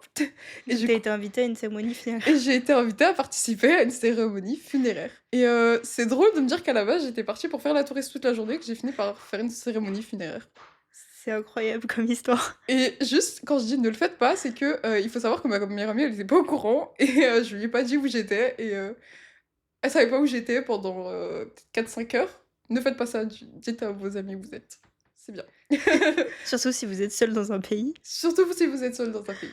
Mais ça s'est bien passé. Oui, ça s'est super bien passé, j'en garde un bon souvenir. Donc hormis, des cérémonies funéraires, tu passes des bons moments, autres que ça, donc dans ton voyage, Ouais. tu te redécouvres. Mmh. Ça change totalement de ta vie, en France. Ouais. Comment tu vis parce que tu as resté un mois, tu Mmh. l'as dit. Comment tu vis le retour? Le retour, il est un peu violent parce qu'en fait, en fait, au début, je vais bien et puis au bout de 2-3 semaines, ça va plus et je me rends compte que je suis peut-être mieux ailleurs et je me dis: Ailleurs, c'est dans un autre pays ou ailleurs, tu reparles des TS? «Ah non, non, je vais mieux à ce moment-là, un peu OK. mieux». Je me dis: «Je suis peut-être pas bien en France». Et je le vis super mal parce qu'en fait, je me suis rendu compte que je me suis fait un petit peu un cocon ou en Corée et je pars dans l'optique que peut-être que je voudrais aller vivre là-bas. Du coup, pendant 1 an, j'ai tout fait pour, bah, du coup, vivre là-bas, en trouvant un job et voilà. Mais c'est vrai que le retour en France en fait, je suis passée de moi qui vais très mal à je vais en Corée et je vais très bien. Je suis presque la meilleure version de moi-même. C'est étonnant parce que, bah, du coup, il faut savoir que, comme j'expliquais, j'ai des troubles du comportement alimentaire et du coup, depuis que j'ai 8 ans, je dis souvent cette vanne, mais elle est pas très sympa, mais je suis au régime depuis que j'ai 8 ans. C'est-à-dire que depuis que j'ai 8 ans, je suis super stricte avec moi-même, des fois je mange pas, des fois, je me fais vomir, enfin des trucs pas très sympas et quand j'étais là-bas, je mangeais comme je voulais, sans penser aux calories que je devais compter, Tu vivais je ta vie, quoi. vivais ma vie et quand je suis revenue en France, c'est comme si on avait de nouveau éteint la lumière. OK, c'était vraiment très brutal. C'était les 2 premières semaines, ça allait et puis, la Ouais, au début, vingtaine tu étais après. encore sur ton petit nuage et Exactement, puis la réalité est vite revenue. exactement. Donc tu as préparé ton voyage d'après, parce que tu repars après, Oui, en trouvant un job. oui. Comment ça se passe dans ce job? Alors à la base, bah, j'ai fait des études en biologie. On s'en fiche, c'est pas ça la question, mais du coup, je trouve un job en tant qu'hôtesse d'accueil. C'est juste pour dire que du coup, je trouve pas un job, très, compliqué. À la base, je voulais juste pas un job pas très compliqué et ce qui se passe, c'est que lors de mon premier jour, je devais juste être remplaçante et j'avais postulé pour être remplaçante. Lors de ma première mission, je remplace quelqu'un et à la base, je devais la remplacer une seule journée et j'ai fini par la remplacer une semaine et au bout d'une semaine, ils ont bien aimé ce que je faisais et il faut savoir que, sur ce site-là, parce que du coup j'étais, prestataire, sur ce site-là, ils demandaient pas juste une hôtesse d'accueil, mais, une office manager. Du coup, j'ai fini par, switch. Est-ce que tu peux juste nous expliquer ce que c'est, office manager? Alors comment vous expliquer? En On quelques mots, rapides. en fait, c'est s'occuper des services généraux et de la partie, événementielle. OK. Du coup, d'un Genre les petits d'une déjeuners, les goûters, exactement et aussi les services généraux, c'est-à-dire gestion de contrat, que ce soit avec le ménage, avec, un peu tout et n'importe quoi, voilà, office manager. Est-ce que ça se passe bien avec tes collègues? Vu Heu, que, du coup, si tu remplaces quelqu'un, peut-être qu'ils étaient attachés à cette personne, alors, sur le site sur lequel je suis, il y avait 3 étages et je m'occupais de 2 étages, le 7 et le 8. C'était dans une tour à La Défense. Je pourrais vous donner le nom, mais je le ferai pas. on va rester dans le On va confidentiel. rester dans la confidentialité. Mais du coup, il y avait 3 étages comme j'ai expliqué. Moi, je m'occupais du 7 et du 8 et ma collègue qui m'a un peu pistonnée ou qui a un peu, aimé mon travail, qui a demandé: «On aimerait bien qu'elle reste», elle s'occupait du 20e étage et à la base, ça se passait très bien, comme je l'expliquais, jusqu'à un moment où ça s'est passé un petit peu moins bien. Cette fameuse, personne, hem C'était un petit peu la reine, on va dire, de l'entreprise. Enfin, pas de l'entreprise, mais au sein des services généraux, c'est un peu elle qui Tu es retombée sur, comme, en primaire, genre la reine, exactement, je suis retombée sur j'ai tendance à retomber sur des queen bee. Comment on la dit? comparaison. Bah oui, Des des divas? oui, des divas, ouais, sur des la elles se prennent pour les reines de la ruche. C'est comme ça qu'on dit? Oui, c'est ça, c'est la reine des abeilles. Oui, la reine des abeilles et du coup, je retombe sur, une reine des abeilles qui, mène, par la baguette. C'est comme ça qu'on j'ai vraiment un d Oui, oui, c'est ça, t'inquiète pas. désolée et ce qui se passe, c'est que au début, tout se passe très bien. Hem, du coup, comme je expliqué, moi, il y avait 3 étages et à la base, il y a une personne qui, devait venir pour, s'occuper du 8e étage, ensuite.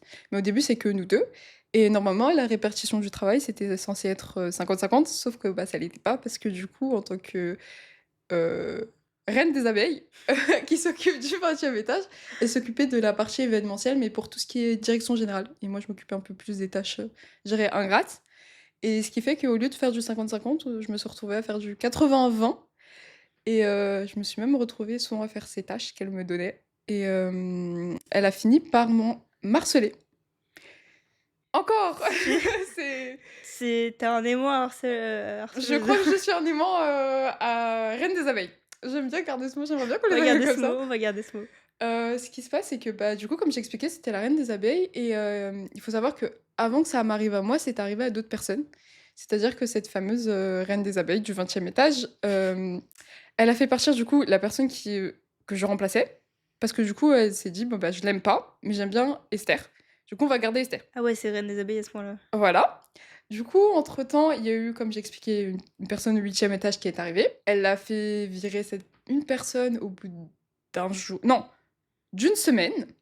Il y a une personne du coup qui est arrivée, elle a dit: «Bah, je l'aime pas, j'apprécie pas ce qu'elle fait, je veux pas qu'elle reste» et elle a poussé un peu le client et les N+1, N+2 à la virer. Il faut avoir des raisons pour virer les gens, non? Oh mais elle est très forte pour ça, mentir, elle sait faire. Du coup, elle a viré donc elle a viré la personne que je devais remplacer. Elle a viré une personne du 8e étage, une première fois. Puis il y avait une remplaçante temporaire qui a fait du coup mon job parce qu'entre-temps j'ai changé de job. Elle l'a fait virer au bout de 2 jours, une deuxième personne. Mais les RH, au bout d'un moment, ils se disent pas: «C'est elle le problème». Bah, en fait, quand je dis virer, c'est juste qu'ils changent de site. Donc en gros, OK, les oui. RH et il faut savoir que, bah, expliquerai un peu plus tard, mais non seulement elle était soutenue par les RH, qui, en avaient strictement rien à faire, mais en plus elle était soutenue par, du coup les N+1, N+2 et même le client. Parce que du coup, comme j'ai expliqué, j'étais prestataire. OK, oui, donc elle avait tout le monde dans sa poche. Elle avait tout le monde dans la poche. Donc j'ai expliqué que la première personne du 8e étage, elle l'a fait virer. Et il y a une deuxième personne qui est arrivée et ce qui s'est passé, c'est que dès le départ, elles se sont pas du tout entendues et il y a une fois où même elles se sont disputées, en physique et qu'elles ont failli en venir aux mains et ouais, super violent et Oh.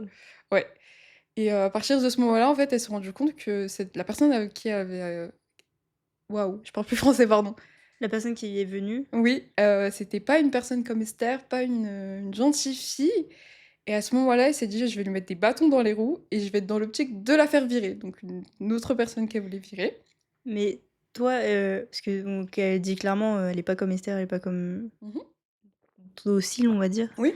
Est-ce que toi, ça te donne pas envie de te rebeller en mode: «Mais je suis pas comme ça, moi je me laisse pas faire», En fait, le truc, c'est que, en tant que bonne reine des abeilles, ils ont souvent un peu ce profil de être très gentils aux yeux de tout le monde, mais derrière, ils vont être très méchants et ce qu'ils faisaient, c'est que elle était très gentille avec moi. Et des fois, en fait, j'excusais un peu son comportement. Parce que je me disais: «Oui, mais je sais qu'elle a un gros caractère. Elle s'entend pas tout le temps avec tout le monde». Du coup, pour toutes les personnes qu'elle a virées avant, je me suis dit: «Bon, bah, en vrai, elle a son caractère». Donc c'est peut-être elle s'entend pas vraiment avec tout le monde et il y a des raisons. Surtout que bon, il y a les 2-3 personnes qu'elle a virées, elles étaient pas très compétentes, du coup, bah, moi ça me choquait pas plus que ça. Je me suis dit: «Elles se sont faites» en fait, je pense qu'il y a une partie de moi qui était dans le déni, mais surtout je me suis dit: «Bah, elles devaient pas être très compétentes, donc c'est peut-être pour ça qu'elles ont été virées». tout ça, vu qu'elle te donne des tâches, elle Mmh te mh. pousse et tout ça, ça va te pousser vraiment à aller de moins en moins bien. Mmh mh. Heu Tu fait un burn-out si je dis pas de bêtises? Exactement, parce que du coup, comme, je l'expliquais, elle me donnait des tâches, elle me donnait son travail, donc on était sur du 80-20 et à un moment, elle s'est même mise, à me donner encore plus de travail et il faut savoir que du coup, ma N+1, elle aussi, je sais pas pourquoi elle était problématique, elle s'est mise dans l'optique que, vu qu'elle avait des tâches à faire et que des fois elle dépendait de nous, enfin tu sais en mode, si, les personnes en dessous de toi, elles font pas certaines tâches, bah du coup ça Tu peux pas avancer. voilà. Elle aussi, elle était dans l'optique que, je devais faire mes tâches qui la concernaient avant de faire mes tâches qui m'appartenaient à moi. Du coup, ça faisait que j'avais encore plus de travail et à un moment, elle s'est même mise à me donner ses tâches complètement. Donc ça veut dire que je suis passée de: «Je fais mon travail, je fais celui de, la reine des abeilles du 20e et en plus je fais celle du de ma N+1». Ce qui fait que j'en ai fait un début de burn-out effectivement, je pensais tout le temps travail, travail, travail, tout le temps. J'ai commencé à faire des heures sup. Hem Rémunéré au moins? non! Bah non, quand même pas, sinon c'est pas drôle. C'est-à-dire que, des fois, la N+1 ou même la reine des abeilles, des fois elle me donnait du travail. Je terminais à 17:00, 10:00 oui 17:00 et des fois elle venait me donner du travail à 45 et en tant que personne super perfectionniste, parce que j'ai gardé ce côté très perfectionniste, je me disais: «Bah, je quitte pas le boulot, je quitte pas le bureau tant que j'ai pas fini ça» et j'ai commencé à faire beaucoup d'heures sup pour le Alors que coup. tu aurais pu le faire le lendemain. Alors que j'aurais pu le faire le lendemain, mais quand j'y repense, le travail qu'ils me donnaient aussi le lendemain, ça faisait que c'était une accumulation et j'ai commencé à beaucoup, beaucoup penser au travail tout le temps, tout le temps, tout le temps. J'ai commencé à faire des heures sup après le travail, avant le travail et Ah, tu dormais au travail quoi, limite. oui, limite c'était ça et même, bah, les week-ends, je pensais que travail tout le temps et j'ai fini même par ramener mon PC à la maison pour travailler. Il arrivait une fois, que à cause de ce burn-out, de cette fatigue mentale, pardon, je commence à oublier, des éléments importants et je commence à être moins performante et il faut savoir que, bah, du coup, comme j'ai expliqué, j'étais, office manager, mais j'avais aussi, du coup, la partie, événementielle et dans cette entreprise, on avait l'habitude de faire des, petits déjeuners tous les premiers mardis du mois. Oui, pour l'occasion, on venait 1 heure plus tôt pour, accueillir tous les traiteurs et tout. On avait cette habitude-là et je l'ai toujours fait, j'ai toujours aidé, je suis toujours venue 1 heure plus tôt pour l'aider et il arrivait qu'une fois pour X ou Y raison. Non, en fait, j'étais juste fatiguée et j'avais la tête ailleurs. J'ai oublié et à partir de ce moment-là, ce qui s'est passé, c'est que du coup, je suis pas venue l'aider et quand je suis arrivée, sur les lieux, et que je devais l'aider, elle a juste été super violente avec moi, pas physiquement, verbalement. Ce qui s'est passé, c'est qu'en gros, bah, je devais l'aider à mettre des tables et disposer un truc et je suis arrivée, je fais: «Oh, je suis désolée, j'ai oublié et tout» et en fait, d'habitude, elle était toujours très gentille, on va dire, avec moi et à ce moment-là, elle était super froide en mode: «Esther, qu'est-ce que tu fais là? Je veux pas de ton aide» et je lui ai demandé plusieurs fois de l'aider et elle a juste refusé.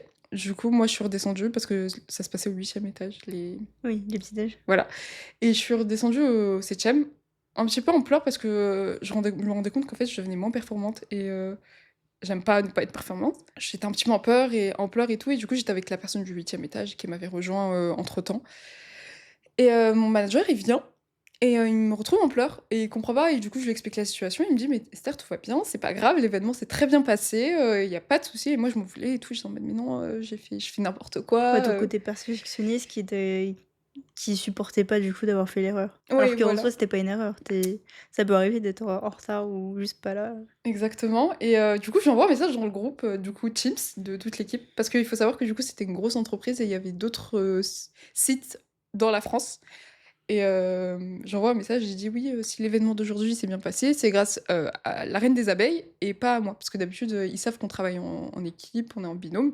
Normalement, on devrait être un trio, mais du coup, la personne, du 8e qui vu qu'elle se faisait harceler, elle était plus trop, dans le duo qui faisait cette Oui, partie-là. elle était pas impliquée. Mmh et du coup, la reine des abeilles non, ce qui se passe, c'est que mon manager, hem, il voit le message, Celui qui est venu te rassurer tout celui à qui est l'heure? venu me rassurer, carrément j'avais séché mes larmes, j'allais beaucoup mieux. Il lâche, «C'est pas normal que la reine des abeilles, elle ait fait tout toute seule, faites des efforts, vous devriez tout faire, ensemble» et j'ai été vachement perturbée parce que Changement de comportement total là. exactement, c'est-à-dire que dans le privé, il était très sympathique, mais là tout de suite, il m'a humiliée en fait, c'était vraiment de l'humiliation parce que du coup, il m'a vraiment descendue.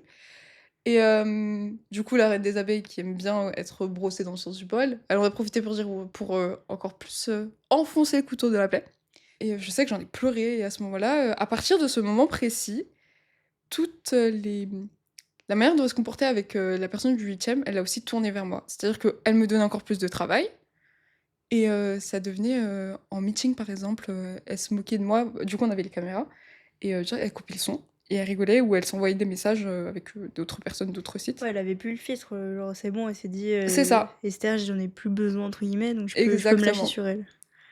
Exactement. Par contre, elle continuait à me donner du travail et vu qu'elle était copine avec la N+1, elle demandait à la N+1 de me donner encore plus de travail. Ce qui a fait que, bah, du coup, j'en ai vraiment fait, pour le coup, vraie, un vrai, burn-out. En fait, je sais pas si je dirais que j'ai fait un burn-out parce que pour le coup, entre-temps, j'ai arrêté d'être suivie. Ma phrase n'a pas de sens. Si, si, hein, tu de dire qu'entre temps tu arrêté d'être suivie psychologiquement. Voilà et du coup, vu que j'ai pas été diagnostiquée sur le moment, je pourrais pas dire si c'était un burn-out ou pas. Mais je pense que j'ai fait un début de burn-out et je sais que tous les gens qui, me voyaient sur le moment me disaient: «Mais ça va pas?» Pour avoir fait partie de ces gens, je confirme, ça n'allait vraiment pas je et je suis contente que du coup, juste après tout ça, tu aies démissionné. Ça t'a fait parce du bien. ouais, parce que pour le coup, j'en faisais des crises d'angoisse. Je partais avec la boule au ventre au travail, déjà de me dire, j'allais me retrouver face à cette, reine des abeilles et en plus de ça, quelle tâche j'allais encore avoir et pour le coup, en plus, vu que j'expliquais que cette reine des abeilles, elle était, copine avec la N+1 et la N+2 et les RH parce qu'au bout d'un moment, on en a discuté, enfin la personne qui travaille au 8e étage, on a discuté avec, la RH pour dire: «Bah, ça se passe mal, j'aimerais être changée de site ou j'aimerais que quelque chose se passe» et la RH, elle a dit: «Oui, mais on est habitué à la reine des abeilles, c'est un peu son comportement, c'est pas très, très grave en vrai». Elles ont minimisé Ah, ils ont tous minimisé, le tous, le problème. client, le N+2, le N+1, ils étaient tous de son côté et je sais plus ce que je voulais dire. C'est pas en tout cas, tu es partie de cette entreprise, ça Ouais, t'a fait du bien ouais, et j'ai c'est là où tu te dis: «OK, bon, ça va pas, je repars en Corée». oui, je voulais juste dire un truc, karma is a bitch. Il fallait que je le dise. Attendez, j'ai appris, quand je suis partie, il faut savoir que du coup, pour le coup, je faisais du très, très bon travail et quand je suis partie, ils ont tous été dans la panade et ils se sont rendus compte que la reine des abeilles ne savait pas du tout faire parce que, pour le coup, elle me donnait énormément de tâches et qu'elle ne savait pas faire. Bah oui, du coup, si tu es partie, il y avait personne pour le faire. Exactement et du coup, la N+1 qui minimisait la RH qui il faut savoir quand j'ai expliqué, que je voulais partir, elle m'a dit, «Oh tu veux pas attendre qu'il y ait quelqu'un qui pour te remplacer avant de partir?» et bah, du coup, ils se sont tous rendus compte que la reine des armées la reine des armées, n'importe quoi, la reine des abeilles, était nulle et elle a fini par être virée parce qu'elle faisait n'importe quoi. Voilà, je voulais dire Donc il y a une bonne fin quand même oui quand même, une bonne et fois une pour très ça. bonne fin pour toi donc parce que tu pars en Corée Ouais, et là-bas, tu te sentais vraiment bien, comme oui. sur ce plateau. Exactement. Je repars pour une saison 2 parce que du coup j'appelle, les chaque à chaque fois que je pars en Corée, j'appelle c'est un peu une saison de ma vie, comme, j'aime le dire et du coup je vis ma deuxième saison et ça se passe très, très bien et pour le coup, je pars, 1 mois et demi et je fais encore plein de bêtises, je vis ma vie, comme je devrais la vivre. En étant en Corée, tu pu voir vraiment, la différence de comportement entre, les Français et les Coréens? Genre au niveau du respect surtout? Mmh. Toi, tu l'as vécu enfin, tu as dû apprécier, je pense? Oui, pour le coup, en tant que bonne parisienne aigrie, je vois beaucoup de trucs, déjà, je suis une parisienne aigrie, donc ça veut dire que, pour le coup, je fais partie des personnes pas très, très, très, agréables. Mais pour le coup, ce qui m'a le plus marqué effectivement, c'est le respect et j'ai une anecdote par rapport à ça. Normalement, je suis une personne qui est très proche de mes affaires, je fais super attention à tout, enfin, je veux dire mon portable, j'ai toujours tout sur moi et il est arrivé une fois, du coup, pendant ma S2 que, Saison 2. saison pardon, saison 2. Du coup, la deuxième fois que je suis partie en Corée du Sud, c'était un soir où, j'avais envie de me balader, il devait être genre 2 heures du matin et je me suis dit: «J'ai envie de me balader et j'ai envie d'une glace» et il faut savoir qu'en Corée, il y a, ce concept de, magasin où ils des convenience stores, Alors là, je te suis pas du tout, désolée, des il va combini falloir traduire. des 7-Eleven, si je dis ça Ah, t'aide? c'est genre en mode, les magasins ouverts 7 sur 7, Ouais, 7 7 sur jours sur 7, 7, ouais, 24 heures sur 24. exactement et il y en a aussi, du coup, des combini, mais où il y a pas de vendeur. Les combini, c'est genre des C'est machines le mot c'est le automatiques? mot, c'est le ouais, Ah, c'est c'est ça. le nom? C'est le Combini? mot co con con con Combiné? compressé, comment on Ah dit? pardon, oui, compressé. Compressé, enfin, le diminutif, je sais pas. Oui, c'est ça. Et du coup, il y a c'est des caisses automatiques, effectivement. Et du coup, je me dis: «Purée, ça existerait tellement pas en France». C'est-à-dire que tout est à disposition et tu payes. Bah, alors je sais qu'il y a des boutiques où c'est en mode des distributeurs Ah ouais? où tu payes et tu après tu as un code pour ouvrir un casier. Je sais que, bah, vers chez nous, Mmh. s'il y en a, mais c'est avec les producteurs de fruits et légumes. Ah! Mais, je sais qu'il y a certains endroits où ça pourra pas se faire parce qu'en une nuit, il y aura plus de boutiques, plus de fruits, plus de bâtiments. Effectivement, effectivement. Et du coup, je suis dans l'optique de: «Je veux manger ma glace». Donc je pars avec mon petit porte-monnaie et tout, et je paye. Il est 2 heures du matin et il faut savoir que ce convenience store, il était dans une rue de passage, dans une Une rue passante.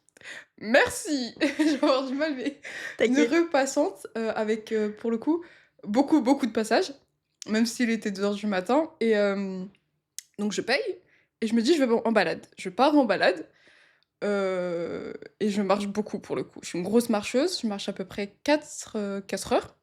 Ah oui, Oui, enfin non, en vrai, non, c'est pas vrai, je suis une menteuse. J'ai dû marcher à peu près 2 heures et après je suis partie à un parc, je me suis posée, j'ai fait de la balançoire et je suis c'est rentrée. très bien la balançoire. Faites de la balançoire, c'est trop bien la balançoire. Et du coup, je me suis dit: «Bon, bah, je vais rentrer et tout». J'ai un peu faim et je crois que je voulais soit me racheter non, je voulais acheter un onigiri et du coup, je vais, cette fois-ci à un 7-Eleven avec un, caissier et au moment de payer, je me rends compte que j'ai pas ma carte et là, c'est la panique, quand même, Logique. parce que je suis à 9000 kilomètres de la France et c'est un peu mon seul moyen de paiement et de 2, la dernière fois que j'ai utilisé ma carte, c'était à 2 heures du matin, donc ça veut dire qu'il y a eu un battement de 4 heures et la dernière fois que je l'ai utilisée, c'était, à cet endroit où il y avait, beaucoup de passages C'était à 2 heures de marche. et c'était très long. Du coup, là, je me dis: «Bon, bah, je marche et tout». Entre-temps, je crois qu'il y avait eu les bus, ils ont recommencé à passer, donc j'ai pris mon bus et tout et j'arrive à l'endroit où, j'ai laissé ma carte et pour le coup, et bah, ma carte, elle était encore là. Vu que c'était une caisse automatique, personne n'aurait pu la mettre de côté. Bah, en France, ma carte, elle aurait disparu et bah, pour le coup, elle était encore là et franchement, j'étais, super choquée du respect, des Coréens par rapport à ça. D'ailleurs, j'ai oublié d'expliquer, mais en faisant ma balade, j'avais vu une carte par terre, j'allais dire l'endroit, mais vous allez de tous les cas dans tous les cas pas connaître. Mais il y avait une carte par terre et en fait, au début, j'allais la ramasser, mais me rappelant que les Coréens sont très dans l'optique de: «Il ne faut pas toucher aux affaires des gens parce qu'on ne sait jamais», je l'ai laissée et il faut savoir que, bah, après ma péripétie de j'ai perdu ma carte, bancaire à 9 000 kilomètres de la France pendant 4 heures, je suis revenue sur les lieux, enfin non, je suis repassée, à cet endroit-là 2 jours plus tard et la carte, elle était toujours au même endroit. Parce que personne n'y avait Parce que touché. personne n'y avait touché et J'avoue que c'est un peu inconcevable. mais oui et d'ailleurs j'ai perdu des, parce que du coup j'ai commencé à me mettre à l'aise, je sais pas si tu vois souvent sur les réseaux les gens qui partent en Corée, ils font: «Ouais c'est trop bien, tu peux, réserver, ta place si tu es dans un café, juste en posant ton portable». Au début je le faisais pas et j'ai commencé à le faire et il faut savoir que quand je suis revenue en France, ah c'était dur. Ah c'était dur parce que pendant les premiers jours j'étais beaucoup trop à l'aise, je Ah, laissais ma faut réavoir les valise, réflexes de: «Attention, on va te voler», ah mais vraiment, je laissais mes trucs et tout et en fait les gens ils me regardaient en mode: «Mais tu ne fais pas ça?» Enfin mon sac il était grand ouvert, des fois dans les transports, y a rien qui allait. Mais du coup, oui, le respect des Coréens, sur ce point de vue-là, parce que du coup, il y a des caméras partout et tu tout le temps surveillé, mais pour le coup, tu ne le vois pas, fait que du coup, tu es super safe, même la nuit. Donc là, tu es revenue en France. Oui. Tu as revécu une transition, bah, comme tu viens de le dire, sur du long terme, à refaire attention à ses affaires et tout ça. Oui. Comment est-ce que ça va aujourd'hui? Ça va mieux, ça va mieux et au-delà de ça, j'apprends petit à petit, à me dire bon, déjà, je sais que je ne suis pas très, très bien en France, que c'est pas, je pense pas que ce soit ici que je finirai ma vie. Quand elle se finira, on va essayer de pas, faire d'autres TS. On essaye, mais j'essaye de petit à petit vivre avec, toutes mes conditions. C'est comme ça qu'on dit en anglais. Comment on dit en français? Condition, c'est-à-dire, c'est par On rapport dit à condition dans le sens où, bah, tous mes problèmes, parce que du coup j'ai des problèmes mentaux, je suis avec ton bagage émotionnel? mon bagage émotionnel, exactement. Avec le fait que j'ai des TCA, que j'ai un trouble anxieux, que je suis dépressive. Ça fait une longue liste de courses. Ça et plein d'autres trucs en plus, j'essaye de vivre avec. J'ai arrêté la thérapie, mais je compte reprendre. c'est bien. Et j'avance petit à petit en faisant des efforts. C'est pas facile tous les jours. C'est vraiment, vraiment pas facile tous les jours. Mais pour le coup, je suis bien entourée et voilà. Est-ce que bah, tu dis que justement, les TS, on va essayer de pas en faire. Est-ce que tu as vraiment tourné la page sur ce chapitre, sur tout ton passé entre guillemets, même si tu peux enfin ça fait partie de toi donc tu peux pas tourner la page, mais est-ce que tu as encore envie de faire des TS ou est-ce que ça y est, tu t'es dit, «Cette fois, j'ai découvert ce que c'était, l'envie de vivre en Corée, est-ce que je vais m'y accrocher?» Je sais pas si c'est parce que je suis si je dirais que c'est peut-être parce que je ne suis pas suivie, mais c'est des up and down. C'est-à-dire que quand je Des vis hauts et des bas. merci Julia, désolée, mais quand je suis dans mes moments où je vais bien, je m'accroche à ce truc-là de me dire: «Bon, bah, c'est pas grave, je referai un voyage», que ce soit, en Corée ou, dans une autre partie du monde et quand ça va pas bien, c'est vrai que c'est super dur et que ces envies, elles reviennent très, très, très fort. Ouais, c'est C'est super violent pour le coup et maintenant j'ai un entourage qui est un peu habitué, je suis un peu plus surveillée, pour le coup. Même toi, des fois, tu me fais des: «Est-ce que ça va?» Je fais: «Oui, t'inquiète, ça va». Mais je dirais que quand j'ai des périodes qui vont bien, ça va et est-ce que j'ai tourné la page? C'est assez difficile à dire. C'est-à-dire qu'il y a des sujets, j'ai pas encore guéri de ça et je suis encore très, très fragile. Mais je dirais que je commence, à heal, comment on dit? ouh là là, je sais pas. Hem, Tu dépasses mes compétences en anglais. heu, Heal, c'est quoi? C'est aller mieux? à guérir! Voilà, je suis sur le chemin et je commence, petit à petit, je fais mon petit chemin. Il y a des moments où j'avance et il y en a des moments où je recule et quand je recule très, très, très, très, très loin. Mais j'avance petit à petit. Te voyant aussi, moi, en tant que enfin, j'ai un «retour» entre guillemets sur toi, Mmh mh. dans le sens où je te vois aussi plus communiquer avec nous quand ça Mmh. va pas. Tu nous le dis maintenant, tu dis: «Ça va pas, j'ai besoin de mon espace, laissez-moi le temps d'aller mieux» Mmh. et pour ça, franchement, je trouve ça vraiment bien et je suis vraiment très fière de toi, de tout le parcours que tu as accompli Oui. et bravo, enfin, continue comme ça, on même nous, je pense qu'on enfin, quand je dis nous, c'est ton entourage où, comme tu dis, on est un peu plus, on fait plus attention Mmh. et on essaye, toi comme nous, de trouver notre équilibre pour que toi, tu ailles mieux. Oui. Donc c'est bien, continue à parler. Merci, La je communication, c'est très important. la communication, c'est la clé. Bah, merci beaucoup en tout cas d'avoir raconté ton histoire avec nous. Il y a plein de choses que tu nous as pas dit, il y a des choses où on a dit, que ça sera plus tard. Mmh. Donc on te réinvitera. J'ai hâte déjà D'accord. et merci, vraiment encore merci beaucoup, d'avoir, osé, tout dire, tout déballer. Ça fait vraiment plaisir. Et merci à toi d'avoir créé cet espace où on peut se sentir assez à l'aise pour parler, en fait. Merci, ça me touche, droit au cœur. Si vous aussi, vous avez des histoires à nous raconter, n'hésitez pas à venir sur ce plateau, nous ne sommes que bienveillance. C'est la fin de ce live, c'est la fin de ce podcast aujourd'hui. Mmh mh. Donc merci beaucoup. N'hésitez pas à vous abonner, sur notre Insta, notre TikTok, notre YouTube, notre Twitch. On a beaucoup de choses, sur lesquelles s'abonner Beaucoup. sur nos plateformes de streaming audio. Il y a du contenu qui arrive, d'autres invités avec des histoires incroyables comme toi et je vous dis à bientôt et si donc n'hésitez pas aussi en description, on va vous mettre le petit lien pour le formulaire si vous voulez venir ici sur ce fauteuil qui sont très confortables en Oui, plus. très confortable, je valide. Je vous souhaite une très bonne soirée et puis à bientôt! À bientôt.